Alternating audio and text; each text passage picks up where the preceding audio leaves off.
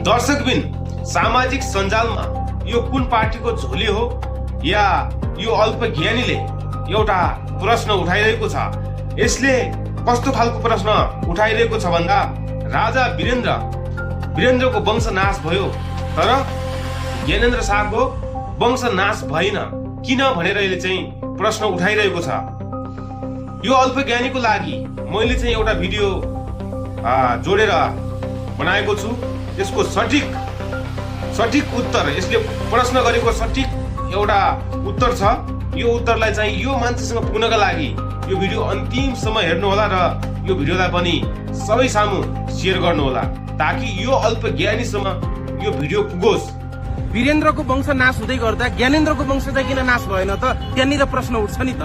त्यो भएको हुँदाखेरि ज्ञानेन्द्रबाट पनि केही त्यहाँ चाहिँ तपाईँको इन्भल्भमेन्ट थियो कि समावेशिता त्यहाँ चाहिँ उसको सहभागिता थियो कि भन्ने कुरा त छानबिनमा ज्ञानेन्द्रलाई पनि जेनजी आन्दोलनमा तपाईँ पनि हुनुहुन्थ्यो होला। एकजना जेनजी मर्यो, अब तपाईँ पनि किन मर्नु भनेर कसैले तपाईँलाई प्रश्न गर्यो भने के जवाब हुन्छ तपाईँको? होइन, त्यस्तो होइन। मैले त्यो भन्न खोजेको होइन।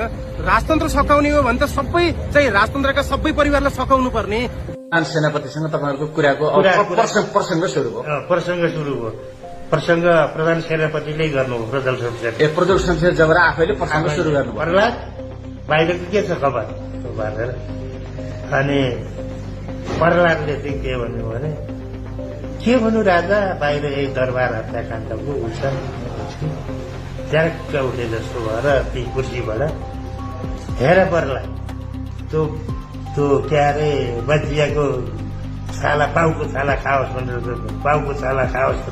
त्यो ज्ञानेन्द्रलाई पनि छोडिदिएको नभए त्यो पनि जान्थ्यो भनेपछि अब उता त्यो त ऊ पनि बोल्ने कुरो भएन। प्रधान सेनापतिसँग के बोल्ने? सुरक्षा कमान्ड उहाँकै छ। म त पानी भयो।